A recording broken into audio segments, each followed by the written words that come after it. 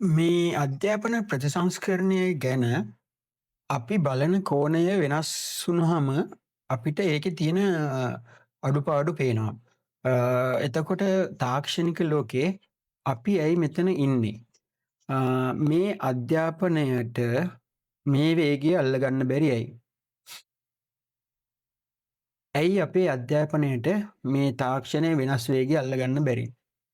මේකට කෙටි උත්තරයක් තියෙනවා. ඒක තමයි අපේ මේ එඩියුකේෂන් සිස්ටම් එක හදලා තියෙන්නේ වෙනස් වෙන්න නෙවෙයි.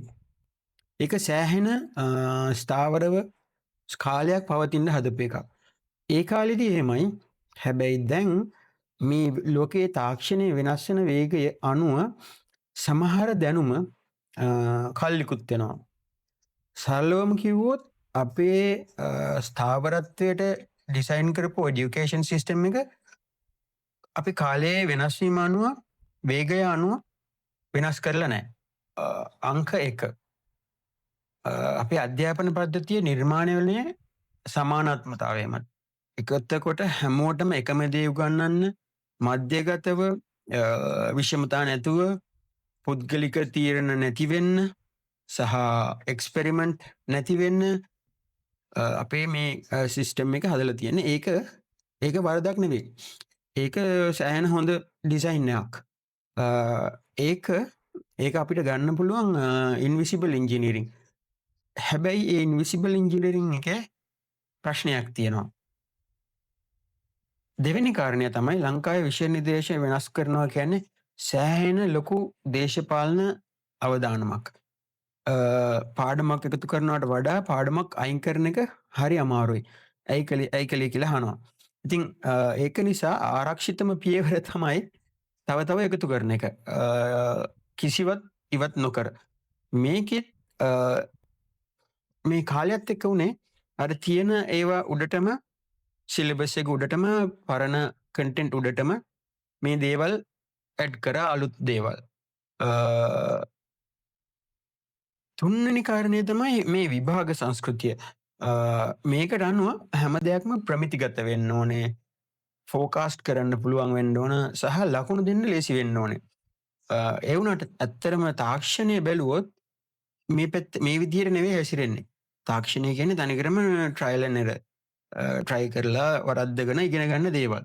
ඉතින් අපේ දැනුම කියලා අර්ථකථනය කරලා තියෙන්නේ ඇත්තටම ලෝකයේ වෙන දේවල් ගැන නෙවෙයි. සමහරට අවුරුදු 10ක් 20ක් පරණ පොත්වල තිබෙන දේවල් ගැන. දැන් ඔයාලට පේනව නේද විභාගය සහ තාක්ෂණය කියන දෙක යන්නේ පැති දෙකකට කියලා. හරි අපි දැන් කතා කරමු ICT. මොකද මම ටිකක් දැනුමක් තියෙනවා ICT ගැන. ICT වල වෙනස් වෙන වේගය හරිම වැඩි. දැන් ඉස්සර තිබුණේ අවුරුදු 3ත් 5ත් අතර තමයි මොකක් හරි කෝස් එකක කන්ටෙන්ට් එකක් මාරු කරන්න ඕනේ කියලා. හැබැයි දැන් ඒක අවුරුදු 2කටත් අඩු වෙලා තියෙනවා. දැන් ඇත්තටම කියනවා නම් සිලබස් එක වෙනස් කරලා පොත මුද්‍රණය කරලා එළියට එනකොට ඒ තාක්ෂණي පහුගේ ඒ කියන්නේ එක්ස්පයර් වෙලා. මගේ ජොබ් එකේ පළවෙනි ජොබ් එකේ මට හම්බුණ බොස් එයාගේ නම ජාලිය. එයා මට කියලා දුන්නා ඒක අපි ඔක්කොම දන්න කියමනක්. හැබැයි ඒක එයා වෙනස් කරලා කියලා දුන්නේ. මතුරැකෙනයි ශිල්පයමයි උගතමනා. ඒක අපි මට වගේම අනිත් ඔක්කොටම දැනගන්න විදියක් තිබුණා නම් සෑහෙන හොඳයි කියලා දැන් හිතෙන්නේ මට. එතකොට මම කලින් වීඩියෝ එකක කතා කරපු එක්ස්නොවේෂන් කියන අදහස. විශේෂයට මේ එකතු වෙලා තියෙන ගොඩ ගැහිලා තියෙන යල් පැන ගිය දේවල් අයින් කරන එක තමයි අපිට ඉස්සරහා දකින්න ලේසි කරන එක විදියක්. අපි හිතන්නේ අපේ එඩියුකේෂන් සිස්ටම් එක ෆේල් වුණා කියලා. හැබැයි මම දකින විදියට ඒක හරිම සාර්ථකයි. මොකද ඒක ඩිසයින් කරලා තියෙන්නේ මේ විදියට. ඉතින් ඒකේ අතුරුඵල තමයි දේශපාලනිකව අපි ඔය දකින නිවුස් හදන ඒවා. ඇත්තටම ඒවා මේ එච්චර වැදගත් දේවල් නෙවෙයි කියලා පේනවා. මොකද මේ අපි මේ සිස්ටම් එක හරියට තේරුම් අරගෙන වැඩ කරා නම් කාලෙන් කාලෙට දැනුම වෙනස් වෙන එක වගේ දේවල් අපිට හරි විදියට අපි දැන් විභාගවල අපි ගොඩාක් වෙලාවට බලන්නේ මොකක් හරි එකක අර්ථකථන. ඒ කියන්නේ ඩෙෆිනිෂන් එක මතකද කියලා. කටපාඩම් කරගෙන ඉඳලා ඒක කියන්න ඕනේ. එහෙම නැත්නම් ඒක අපේ අපි දුර්වලයි කියලා තමයි මාක් වෙන්නේ. හැබැයි මේ තියෙන ලෝකය අනුව අපි එහෙම අර්ථකථනයක් ගැන හිතන්න ඕන නෑ. මොකද ඉන්ෆර්මේෂන් වලට ඕන දෙයක් ගැන ඉන්ෆර්මේෂන් වලට ඇක්සස් තියෙන ඕන කෙනෙකු. අපි බැලුවොත් එක එක විෂයන් ගැන ගණිතය කියන්නේ අවුරුදු 100කට වඩා සැරයක් වගේ වෙනස් වෙන දෙයක්. විද්‍යාව කියන්නේ අවුරුදු 10කට 15කට සැරයක්.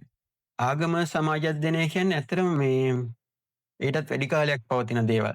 ඒවා විදිහටම අපි මේ තාක්ෂණ විෂයන් විශේෂයෙන්ම තොරතුරු තාක්ෂණය වගේ දෙයක් ඉගෙනුවොත් මේ විදිහට තමයි අපිට ඒ කියන්නේ ඒක මුණ දෙන්න වෙන්නේ. මොකද අපේ දරුවන්ට ලෝකේ දියුණු වෙන වේගෙන් යන්න බැරි වෙනවා මේ සිස්ටම් එකම දිගට තිබ්බොත්. ඉතින් සිස්ටම් චේන්ජ් එක හරි.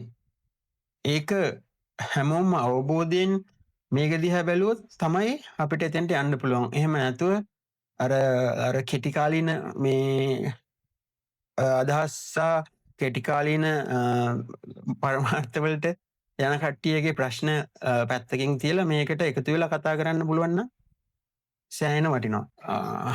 මට අන්තිම වශයෙන් කියන්න තියෙන්නේ මේ සිස්ටම් එක වෙනස් වෙන්න තව කාලයක් යයි. ඒ වුණත් ඒ අතරතුර අපි ඒක වෙනස් වෙනකන් බලාගෙන ඉන්නේ නැතුව පුළුවන් විදිහට තමන්ගේ දරුවන්ට මේ ලෝකෙට අවශ්‍ය වෙන දේවල් ලෝකෙට අවශ්‍ය වෙන තාක්ෂණය හරි වෙලාවට උගන්වන්න